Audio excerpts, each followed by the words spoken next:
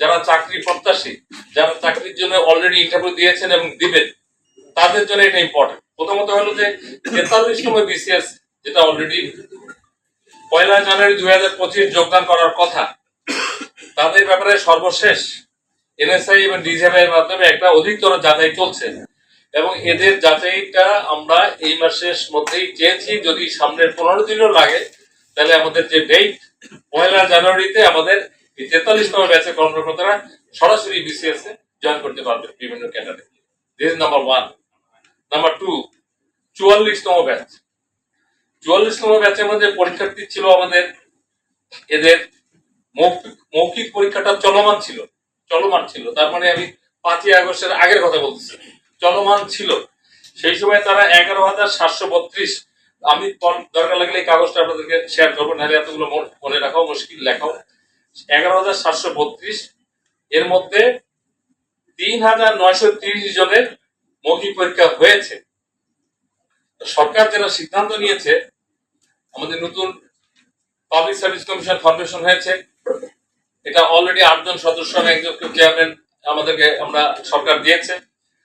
এই বিসিএস এর লিখিত পরীক্ষার এখন যারা সিদ্ধান্ত হয়েছে, যে কয়জনের হয়েছে, এটা আমরা সুপারসিড করে সকলকেই নতুন করে ভাইবা নেওয়া হবে। অতএব এই আমাদের 44তম বিসিএস এ 11,732 জন প্রার্থীর পরীক্ষা নতুন করে নেওয়া হবে। এবং আপনারা জানেন viva board is a very sensitive. এখানে নিজস্ব লোক থাকে, সাবজেক্টের লোক থাকে, সরকারের লোক থাকে।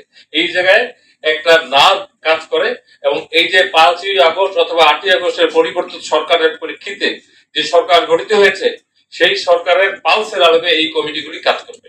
এটা হলো বিসিএস এর প্রিলিমিনারি পরীক্ষা হয়েছে। প্রিলিমিনারি কতজন?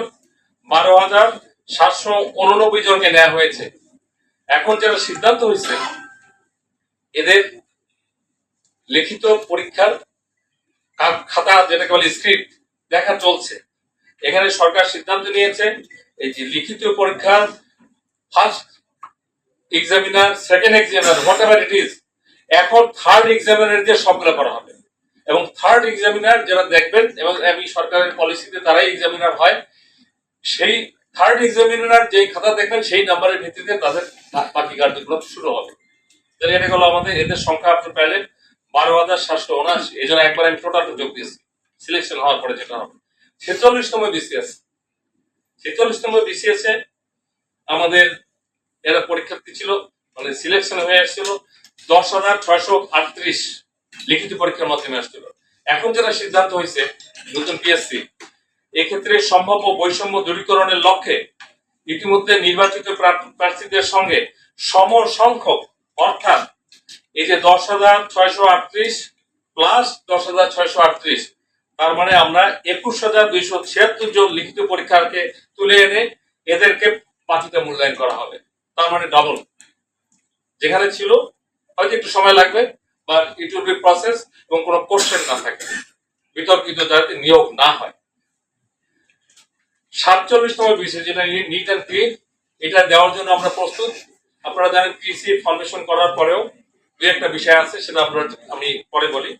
এখানে 3,487টি পদের বিজ্ঞপ্তি জারির পর্যায়ে। এটা আমরা পিএসসি ফার্স্ট বিজ্ঞপ্তিটা দিলেই এই বিজ্ঞপ্তিটা দিবে 3,487।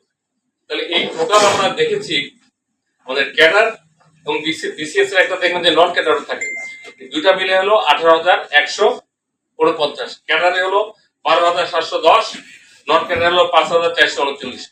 এই হলো আমাদের একটা তথ্য শেয়ার করলাম যে দীর্ঘদিন ধরে মানুষ চাকরি এবং বিসিএস ফরমেশন অনেকগুলো হয়েছে, সরকারের সর্বশেষ অবস্থা আমি আপনাদের মাধ্যমে জানালাম। এটা হলো একটা বিষয়।